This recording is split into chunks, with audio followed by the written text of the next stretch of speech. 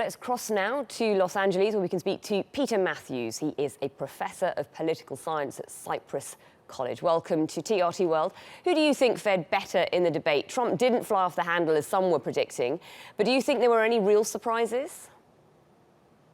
I think that Hillary did very well in terms of being prepared and being able to come up with policy issues that were substantive, and to needle Trump and get under his skin a couple of times toward the end. Trump did very well at the beginning. I think he was policy-oriented there as well and was able to talk about jobs and how he would create jobs, his policies. Of course, Hillary dismissed that as trickle-down economics, recycled again, because Trump wants to cut taxes on wealthy investors and create jobs by deregulation.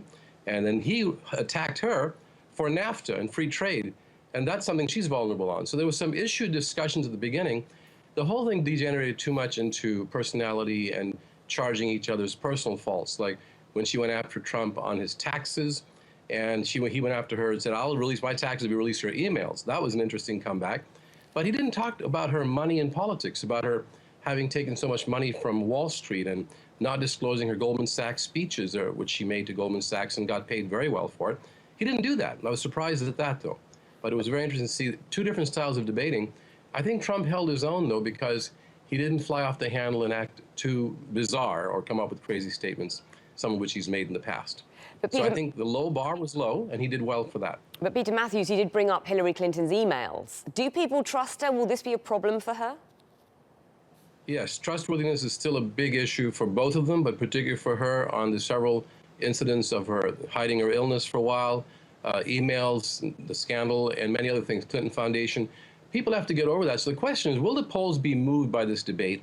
In my view, we've got to wait for a few days to see what people are thinking and who will come back to Hillary, because Hillary was 8 points ahead of him just less than a month ago, and she's down to a dead heat within 1 or 2% ahead of him now, and he's actually tied her and ahead of her in some of the swing states. So will she be able to bring back enough people who have left her based on her performance tonight? The real question is, will those people come to trust her again? Because that's what's been shaken.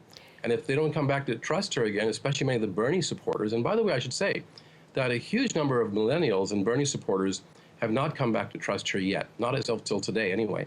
I don't think tonight's performance is going to bring them back in necessarily. So it was a very interesting performance, but I don't think it did the job. It's not going to swing the polls very drastically, not right away anyway. We'll see what happens in about a week. Well, they were saying that this was going to be more watched than the Super Bowl, with more than 100 million viewers. How much influence do these debates really have? In this kind of a situation where the race is so close and just a handful of swing states can determine the difference, and they're within 1% of margin between either side, it can make a huge difference if one of them had actually flubbed the debate. Let's say one of them, like Trump, had actually hammered her real hard, and he was looked at as very being anti-woman and vitriolic and a non-leader. That would have hurt him a lot. And I don't think he did that. And Hillary herself, she could have also been on the defensive if he had put her on the defensive about the money in politics or about the corruption. But she wasn't on the defensive. She was able to handle many of those charges that he made, a few charges that he made. So I don't think it's shifted anything yet. But we will see what happens. And on the issues, I would wish they would just discuss the issues more, because that's so important to the American people. People are waiting to hear what's going to happen with the economy. Because, as you know, 2/3 of the new jobs created since President Obama came in and since the recession was over, 2/3 of those jobs are lower paying jobs. And there's still high levels of underemployment and hidden unemployment.